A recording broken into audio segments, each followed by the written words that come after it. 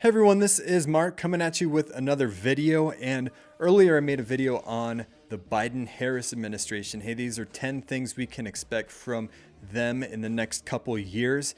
And I thought that we would make one now on the future of the Republican Party. Right now, it's probably at an all-time low. It hasn't been this low since I can remember, at least. And so there's not a lot of optimism, and that's what we'll talk about. The first thing right now we're seeing is division. You have your Republican politicians, and they have two choices that they can make basically, and that is, hey, are we going to distance ourselves from Donald Trump, or are we going to just avidly embrace him and still support him? There's two different decisions that they'll have to make. A lot will probably try to ride the fence and kind of be on both sides. Maybe that's the best side to be on. I don't know. But we're going to see that moving forward. And really, honestly, we've already seen that to a large degree with what happened at the Capitol building and everything. And the media just having a heyday with that, calling it an insurrection and Trump inciting violence and things like that. And so you'll have, and you already have it, your Republicans, we could call them rhinos or whoever it is, who are condemning Trump and distancing themselves with Trump. And then you have others who haven't done that as much. They are still embracing him. They haven't withdrawn their support from him and everything. And so they'll all have to make that decision. And that brings us to the second thing, is that Democrats, they're going to demand that every GOP candidate renounces Trump. And the media will, which is run by Democrats, the mainstream media is. And so we're going to see that. I saw that here in Montana. Our governor, he's a Republican. He was talking about, hey, here's my new plan since the previous administration were Democrats. Here's my plan with the economy, with masks, with the vaccine, with opening businesses, those kind of things.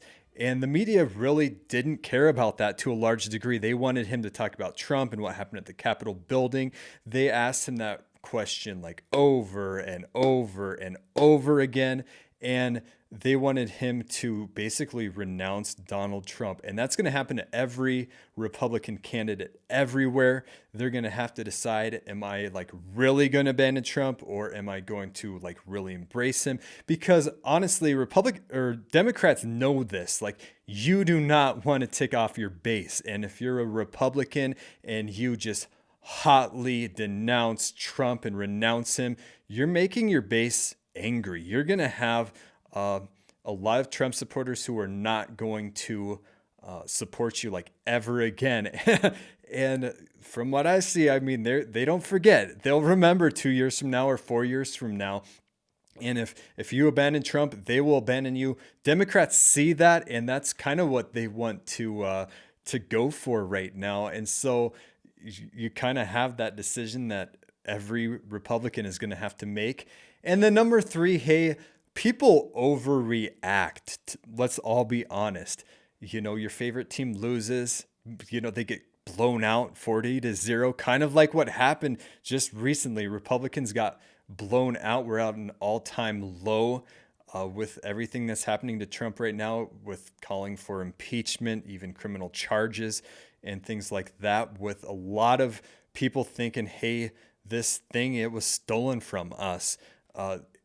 The party's at an all-time low, and people overreact, just like when my Denver Broncos, they win one game this season, or like four, right?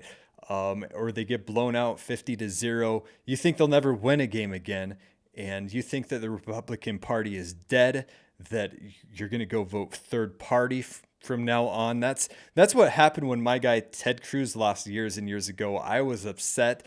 I was done with the Republican Party and thought, nope, never again. And you overreact. And that's what we see right now. What's going to happen over time is that Democrats, they'll pass legislation on gun control. They'll pass legislation on censorship, on immigration and amnesty, and they'll trample on really religious freedom. They'll do lockdowns. And so that'll get people angry. And when you get people angry and ticked off, like, that's going to unite the party. we'll see that over the next 4 years is that conservatives and Republicans and some moderates, they'll just become more and more upset as they see more and more of the Constitution and liberties that we've had in the past that is just trampled on. And over time, that'll unite the party. Right now, there's no division right now. It's kind of a dumpster fire right now. There's no optimism. It's all pessimism towards the Republican Party. That's going to change over time. When you have Joe Biden and Kamala Harris pushing for the Equality Act, when they are pushing for like socialism, when they are limiting freedom and everything, people get angry. They'll unite over someone, and we'll hear the phrase that we hear all the time. This is the most important election of our lifetime. And while there'll be some people that said, hey, you turn your back on Trump, I'm never supporting you again, I'm never voting for you again. I think that the bulk of the Republican Party will get united when they're angry and upset over liberties being trampled on. They'll move on. People will move on. The fourth thing that we're going to see is that, hey, the Republican Party in Georgia, it's dead. You had Governor Kemp and a lot of Republicans there that basically abandoned Trump. And Trump came out and said, Governor Kemp, I'm going to come in and primary you because he's upset and Trump holds a grudge. I wouldn't be surprised if he showed up in Georgia in a couple years when that comes available and runs against Kemp. That would not surprise me one bit because nothing surprises me nowadays. But a lot of the base in Georgia, they feel betrayed by the Republican Party over there. And so what we're going to see right now, because it's razor thin, it's really close between Democrats and Republicans right now. Well, when you upset your base, and your base in Georgia is Donald Trump's supporters, he is the face of the Republican Party. And when they feel betrayed by you and they're upset with Governor Kemp and stuff, watch out, because you don't have a wide margin of victory. It's a very, very slim margin that they have in order to win. And you're going to have Trump supporters over there that said, hey, I'm never voting for Kemp again. I'm never supporting another Republican again, maybe unless Trump endorses them. But I think that the Republican Party in Georgia, it's a dumpster fire over there. It has crashed and burned within the last several months over there. And it's going to be taken over by Democrats. It's going to, that state, which has been more Republican in the past, it is going to go more solidly blue. And we've already seen it with Democrats winning the 2 Senate races there. And a lot of Republicans over there right now feel like their vote does not even count. It doesn't even matter. It was taken from us in 2020. And so, hey, why should we even bother? They've been disenfranchised. And so Georgia, it's going to go solidly Democrat. We can expect that in the future. And that's one expectation. Just book it. Book it. Number 5, we're going to see the Republican Party take control of either the House or the Senate, maybe both.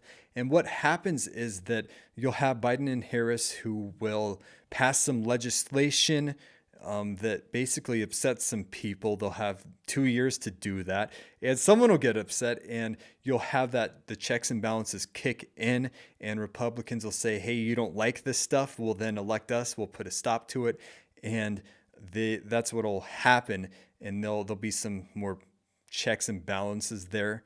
And number 6, Mike Pence's political career, it's over. I saw this article from the Babylon Bee. I thought it was really funny, and it says, hey, Trump begins throwing Pence's belongings out of the window onto the White House lawn. Which, when I saw that, I was laughing like so hard because, hey, it's probably something that Trump would do. And the last week or so, Pence kind of, ticked off a lot of Trump supporters off the base. And I get the sense that Mike Pence wasn't very popular to begin with. I like Pence.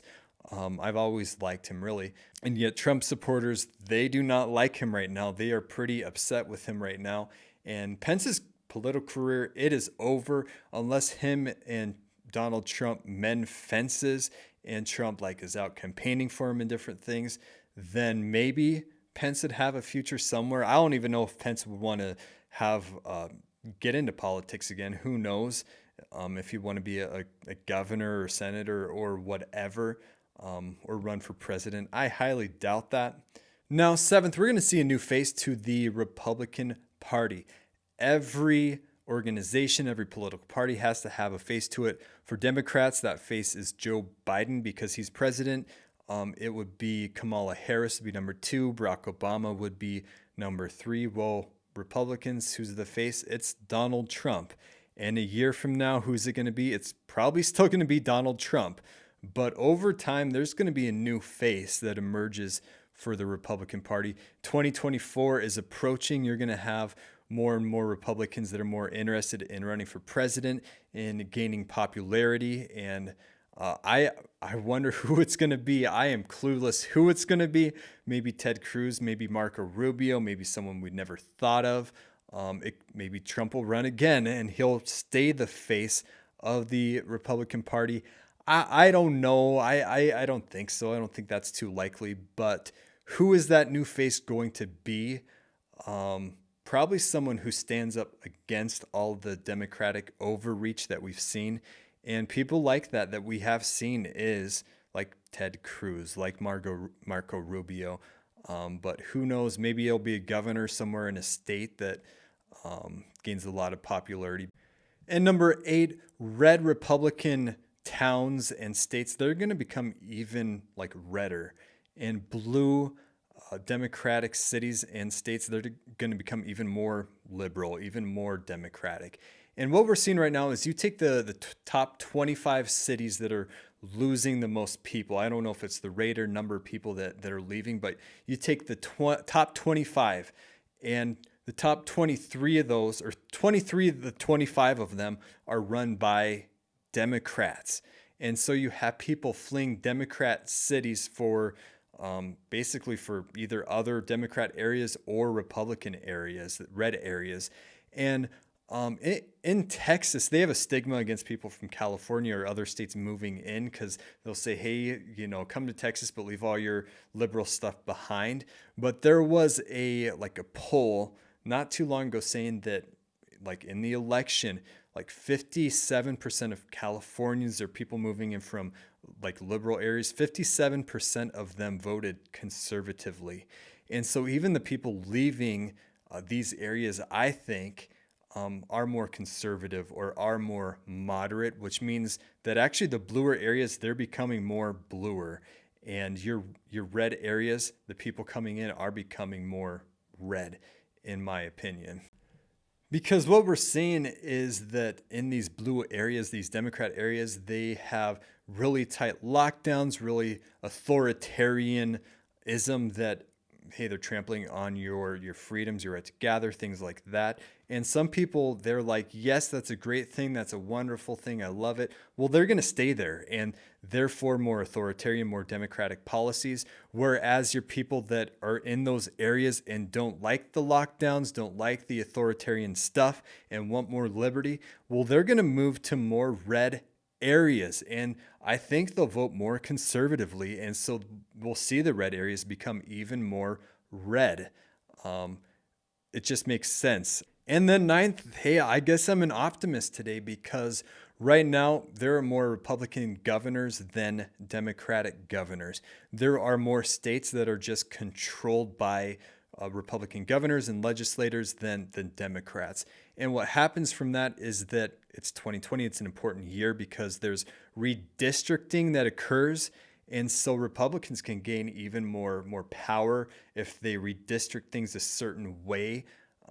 And so that's actually good news for Republicans. On a state level, there's some good news, actually. Republicans are doing pretty well, in my opinion, on a state level. They are making gains on a state level. Nationally, we don't see that. It's a dumpster fire nationally. There's not a lot of optimism nationally, not until, Democrats take some legislation and just shove it down your throat.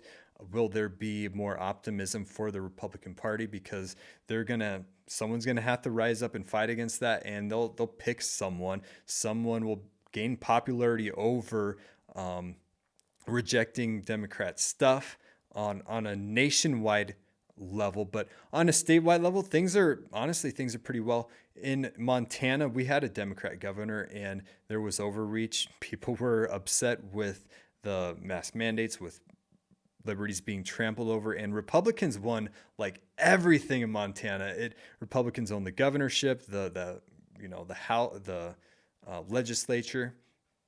They own it all. And then number 10, you cannot talk about the future of the Republican Party without talking about Donald Trump. And I don't think that Donald Trump is going anywhere. If you're expecting him to ride off into the sunset, like that's not happening. I was putting this together and I said, I think that we'll see him permanently banned from Facebook and Twitter. And before I could even get this video out there, it looks like he's permanently banned from Twitter and indefinitely banned from Facebook. So, I mean, I hit the money on those things before I even released this. But I mean, that was just even common sense. But even with that, I like that we don't hear from Bill Clinton every day. We don't hear from George Bush and Barack Obama every day. There's a tendency for presidents, once your presidency is done, you just kind of ride off into the sunset. You go into the background and people move on. That goes back even to the founding of our country even. And with Donald Trump, I don't think that he's going anywhere. I think that we'll hear from him on a daily basis, on a weekly basis. He'll be in the news like all the time, not on Twitter, not on the major big tech social media sites, but maybe on Parler or whatever one platforms him. Maybe maybe he'll make his own or something. Maybe he's playing 40 chess and he'll buy Twitter and do something like that. Who knows? But he's not going anywhere. He's gonna outlive us all. And 100 years from now, he'll be doing his thing, and we won't even be here, right? Now, beyond that, there is talk about impeaching Donald Trump all over again. And he only has 2 weeks left, not even 2 weeks. So I don't think that's very likely that that'll happen. There was talk about using the 25th Amendment to remove Donald Trump because he's not capable or competent of governing. I think that'd be an abuse of the 25th Amendment. So I don't think that's going to happen either. What is more likely to happen is that Donald Trump will probably, you laugh about it, he'll probably pardon himself because there is talk of arresting Donald Trump for inciting violence after he leaves office. And I've heard Democrats say, hey, that's exactly what needs to happen. And like a month ago, that would have seemed crazy, but what after it happens, I don't think that sounds like crazy talk for many people to say, hey, he's not above the law, he needs to be arrested. And that's really troubling though, because that happens under socialism. Socialist governments, they take their political opponents and they arrest them, they throw them in jail. That would be a really troubling sign because to me it would say, hey, we're further into socialism than we even thought that we were. And so hopefully we don't see that. It's a possibility. But beyond that, 2024, are we going to see him run for president in 2024? I don't know. I don't think so. Maybe some of his family, maybe Donald Trump Jr. will run, or Ivanka, or something like that. But Donald Trump is still the face of the Republican Party. When 2024 happens, it'll be interesting. I'm kind of looking forward to see who that new face will be, who the challenger to Trump will be, to kind of replace Trump as face of the Republican Party. Will it be someone who enthusiastically supports and embraces Donald Trump, or will it be someone who really distances himself from Donald Trump, or someone that rides the fence maybe? Who knows there? But Trump could effectively split the Republican Party if he wants to. If it's someone that has really distanced himself from Donald Trump too much, Trump could really split the Republican Party right there. And in my opinion, make it so that there is 0-0 chance that Republican nominee can win without the support of Donald Trump. That's kind of where the Republican Party is right now. And that's why if you're the Republican Party, let me just say this, do not anger Donald Trump. Do not distance yourself from Donald Trump too much. Why? Because you're really at his mercy. If he says, you know, the 2024 presidential candidate who's a Republican, let's say it's Cruz, you know, he's been really bad to me and he has distanced himself from me and I just don't like him. Cruz would lose. Whoever that person is would lose. And so don't distance yourself from Donald Trump too much, because you know you're at his mercy. You can't win without him to a large extent. And that's where I think that we're at, you know, with the Republican Party going forward. Did I get these things right? I think I did. Obviously I did. I think I'm right about all these things. But maybe you disagree. Maybe there's one you're like, Mark, you got that completely wrong. Let me know in the comments below. And with that, I will see you in the next video.